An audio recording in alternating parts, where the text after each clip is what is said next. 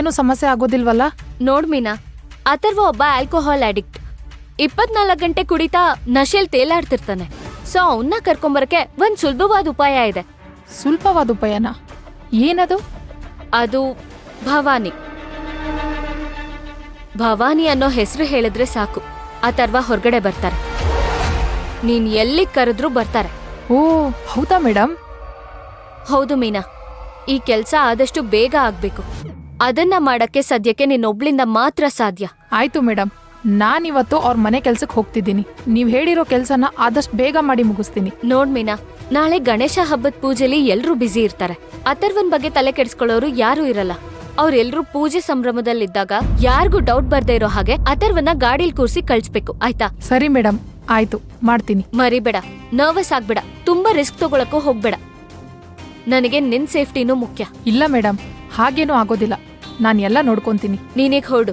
ಮೊದ್ಲು ಪ್ಲಾನ್ನ ಕರೆಕ್ಟಾಗಿ ಹಾಕು. ಹಾಗೆ ಆ ಮನೇಲಿ ಎಲ್ರೂ ಸ್ವಲ್ಪ ಶಾರ್ಪ್ ಇದ್ದಾರೆ. ಎಲ್ರಿಗೂ ಡೌಟ್ ಬರೋದ್ ಜಾಸ್ತಿ. ಸೊ ಹಾಗಾಗಿ ತಡವರಿಸ್ಬೇಡ, ಆರಾಮಾಗಿ ಕೂಲಾಗಿ ಕೆಲಸ ಮಾಡು. ಹಾ ಮೇಡಮ್, ಸರಿ ಬರ್ತೀನಿ. ಏನಾದರೂ ಪ್ಲಾನ್ ಮಾಡ್ತೀನಿ. All the very best. ಸರಿ ಮೇಡಮ್, ಬರ್ತೀನಿ.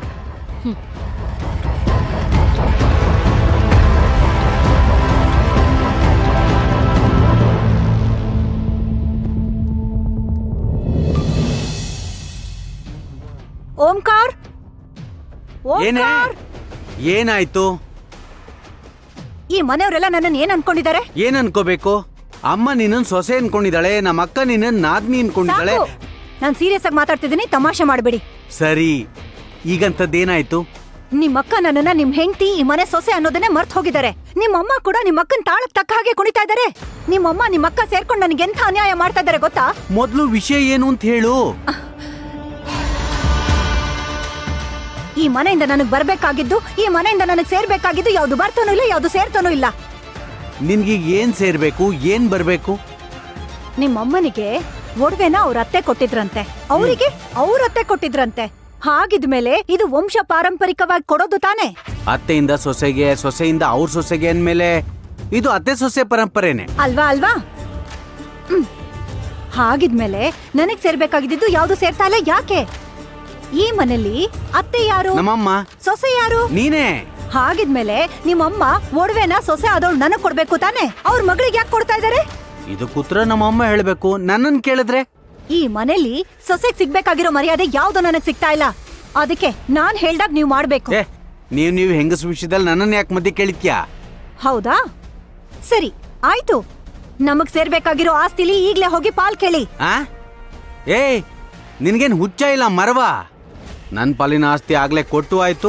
ನಾನು ಅದನ್ನ ಆ ಬಿಸ್ನೆಸ್ಸು ಈ ಬಿಸ್ನೆಸ್ಸು ಅಂತ ಹಾಕಿ ಕಳೆದು ಆಯ್ತು. ಏನೋ ಅಕ್ಕನ ದಯದಿಂದ ಏನೋ ಒಂದ್ ಬಿಸ್ನೆಸ್ ಅಂತ ನಡೀತಾ ಇದೆ. ನಿನ್ ಮಾತ್ ಕೇಳ್ಕೊಂಡು ಹೋಗಿ ಕೇಳಿದ್ರೆ ಅದ್ರ ಬಾಯಿಗೂ ಮಣ್ ಬೀಳುತ್ತಷ್ಟೇ. ನಿಮಗ್ ಬರ್ಬೇಕಾಗಿರೋದ್ ಬಂದಿದ್ಯಲ್ಲ, ಹಾಗಿದ್ಮೇಲೆ ನನಗ್ ಕೊಡ್ಬೇಕಾಗಿರೋದ್ನ ಕೊಡಕ್ ಹೇಳಿ. ತ್ರಿಲೋಚನ, ಯಾಕೆ ಹೀಗಾಡ್ತಿದ್ಯಾ? ಹಾಗೆಲ್ಲ ಕೇಳಕ್ಕಾಗತ್ತೇನೆ? ಯಾಕಾಗಲ್ಲ? ಯಾಕೆ ಅಂದ್ರೆ ನಮ್ ಇಶಾನಿ ಈ ಮನೆ ಸೊಸೆ ಆಗ್ತಿದ್ದಾಳೆ. ಯಾವ್ದೋ ಒಂದೆರಡು ಚಿನ್ನದ ಒಡವೆಗೋಸ್ಕರ ಜಗಳ ಮಾಡ್ಕೊಳಕ್ಕಾಗತ್ತೇನೆ? ಅದೆಲ್ಲ ನನಗ್ ಗೊತ್ತಿಲ್ಲ. ನ್ಯಾಯವಾಗಿ ನನಗ್ ಸೇರ್ಬೇಕಾಗಿರೋ ಒಡವೆ ಅದು.